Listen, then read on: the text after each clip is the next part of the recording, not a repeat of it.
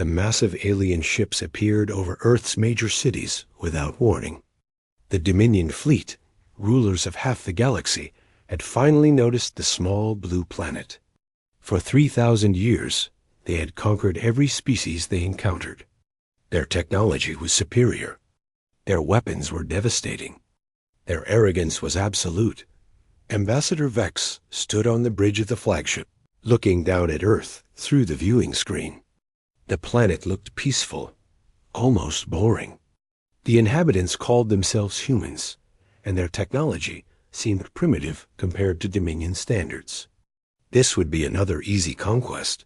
Send the message. Vex commanded. The transmission reached every communication device on Earth simultaneously. World leaders gathered in emergency sessions. The message was simple and terrifying. Primitive species of the third planet. You will surrender within one solar rotation. Resistance is futile. Submit to Dominion rule or face complete extinction. President Williams sat in the underground bunker, surrounded by military advisors and world leaders connected via secure channels. The alien ships hung in the sky like dark clouds, their weapons trained on major population centers. Early attempts to communicate had been ignored. Radar showed more ships arriving every hour. What are our options? Williams asked. General Roberts spread tactical reports across the table. Their shields deflect everything we've thrown at them. Nuclear weapons, railguns, energy weapons, nothing even scratches their hull. We're outgunned by several centuries of technological advancement. But Dr. Emma Kane, the government's chief scientist, had been studying the alien broadcasts. Something didn't add up.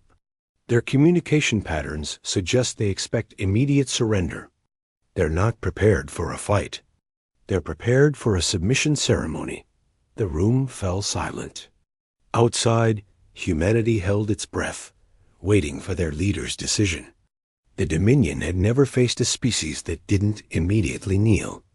They had grown comfortable, predictable. They expected fear. They were about to learn that humanity had a different response to threats. Send our reply, Williams said firmly. The message that went back to the Dominion fleet was short. No. Ambassador Vex stared at the human response in disbelief. In 3,000 years of conquest, no species had ever simply refused. There were usually desperate pleas for mercy, offers of tribute, or immediate surrender. Never just, no. Perhaps they don't understand, suggested Captain Tor. Their primitive minds might not grasp the situation. Vex's tentacles twitched with irritation. Broadcast our previous conquests. Show them what happens to those who resist. The second transmission filled Earth screens with images of devastation. Entire worlds reduced to ash. Civilizations that had stood for millennia wiped out in hours. The Dominion's message was clear.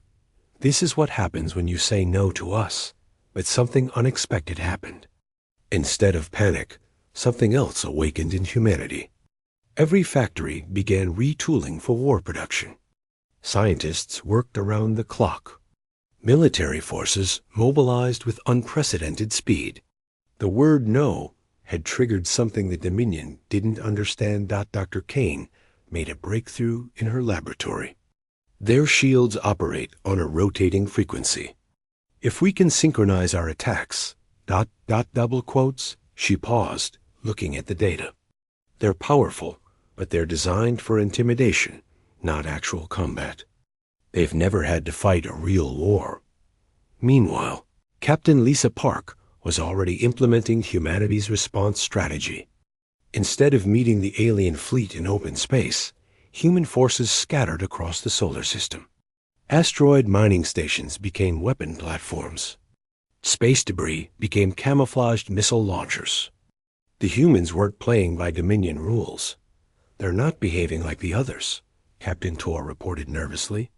No surrender delegations, no peace offerings. Their military activity is increasing. Vex dismissed the concern. Primitive panic. When we demonstrate our power, they'll collapse like all the rest. But the Dominion had made a critical error. They had studied human technology, but not human nature. They saw the weapons and ships, but missed the most dangerous thing about humanity. When threatened, humans don't just fight back. They innovate. They adapt.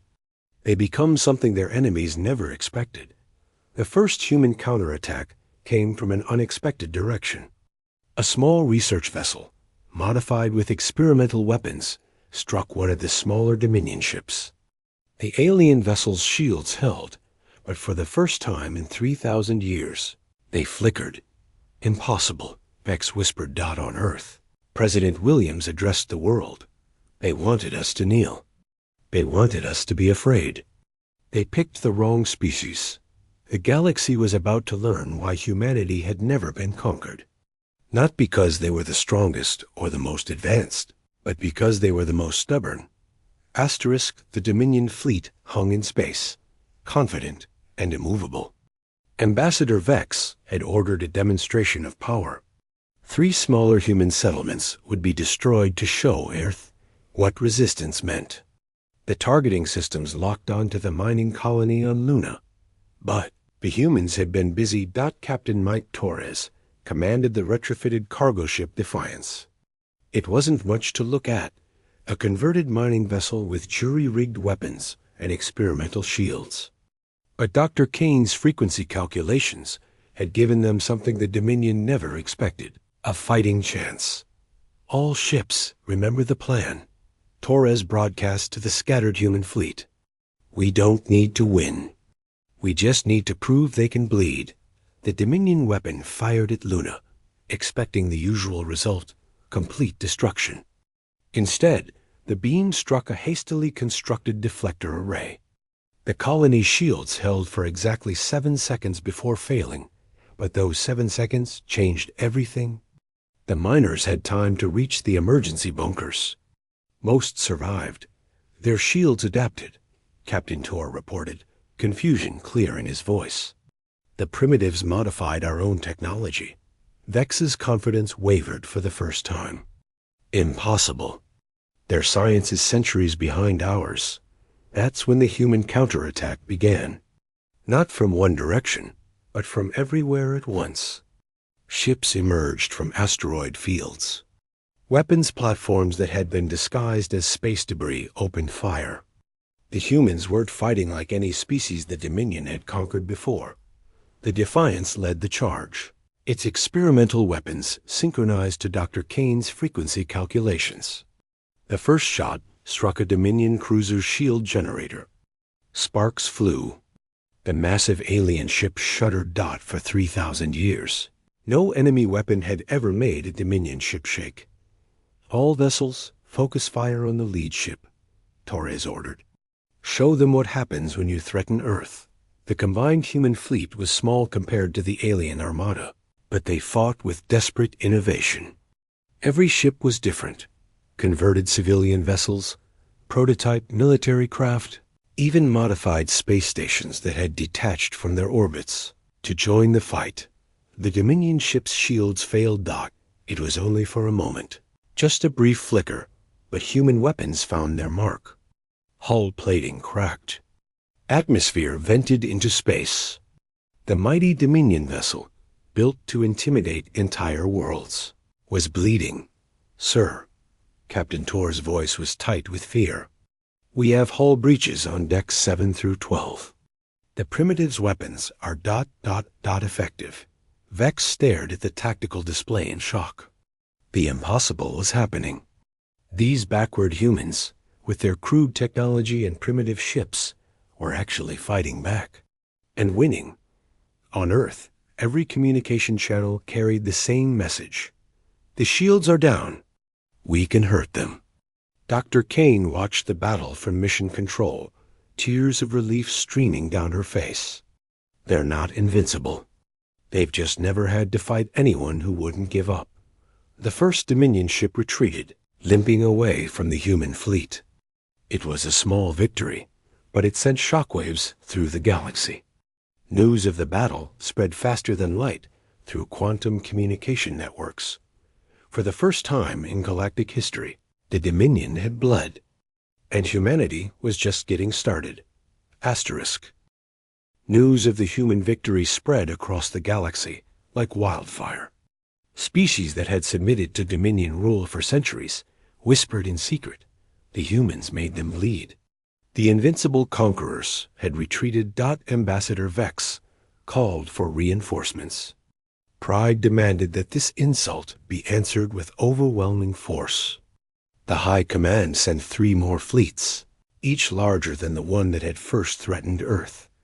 Surely primitive humans couldn't stand against such might. They were about to learn another lesson about humanity. Humans learned fast. Dr. Kane had analyzed wreckage from the damaged Dominion ship. Human engineers reverse-engineered alien technology with frightening speed. What took the Dominion centuries to develop, humans adapted in weeks. The difference was perspective. The Dominion built weapons to intimidate. Humans built weapons to kill. Their power systems are inefficient, Dr. Kane explained to the Joint Military Command. They prioritize impressive displays over practical combat effectiveness. We can exploit that. Captain Torres found himself promoted to admiral overnight. The human fleet had grown from desperate survivors to a coordinated war machine. Shipyards across the solar system worked around the clock.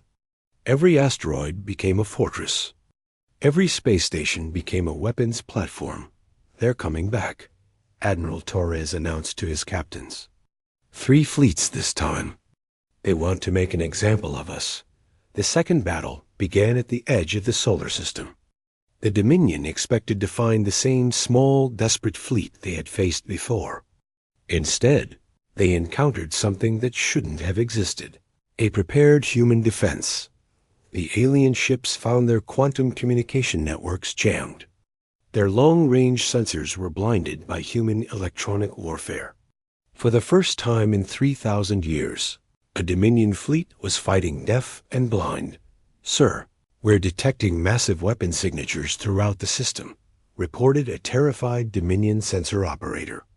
"They're everywhere." The humans had learned from their first encounter. Instead of meeting the aliens in open combat, they turned the entire solar system into a trap. Weapons platforms hidden behind planets opened fire. Ships that looked like asteroids revealed themselves as deadly predators. Admiral Torres smiled grimly as he watched the tactical display. They wanted to hunt us. Let's show them what happens when humans decide to hunt back. The battle was brutal and short. The Dominion had superior individual ships, but humans fought as a coordinated whole. Every weapon was synchronized. Every attack was calculated.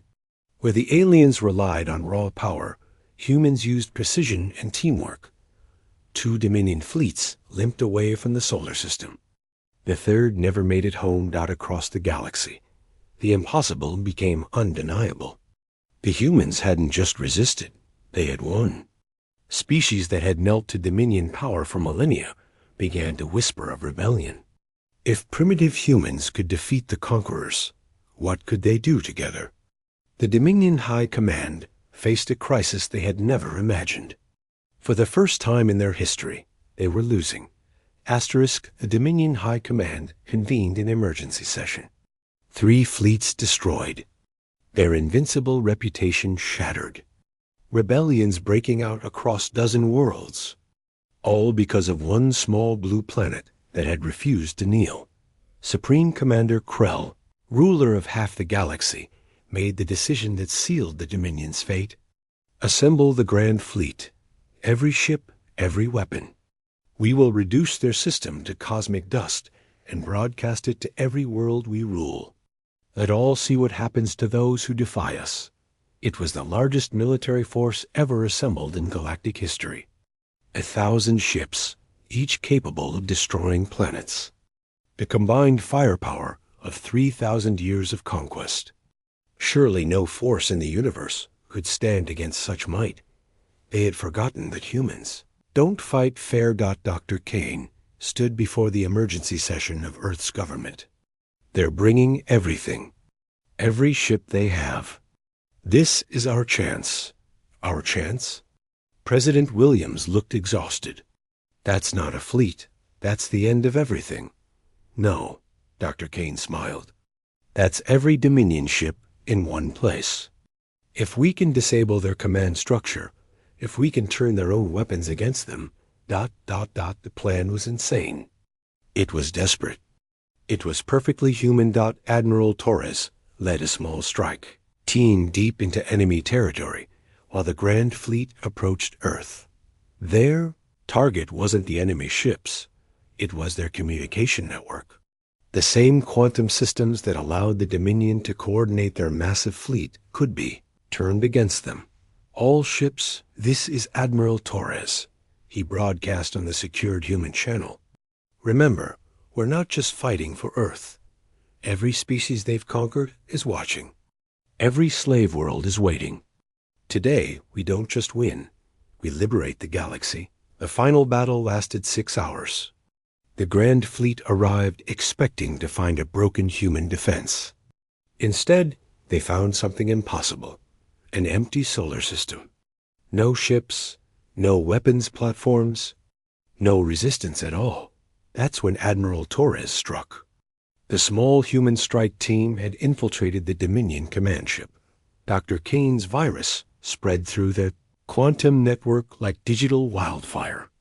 Suddenly, 1,000 enemy ships couldn't tell friend from foe. The Grand Fleet turned on itself. Dominion ships fired on Dominion ships. Weapons meant to destroy worlds instead destroyed their own creators. In 6 hours, the mightiest military force in galactic history tore itself apart. Supreme Commander Krell's final transmission was broadcast across every world in Dominion space.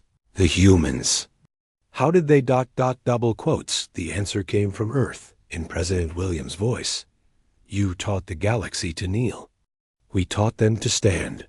The Galactic Dominion, rulers of half the known universe, fell in a single day. Not to superior weapons or advanced technology, but to something they had never understood, the simple human refusal to give up. Across the galaxy, slave worlds declared their independence.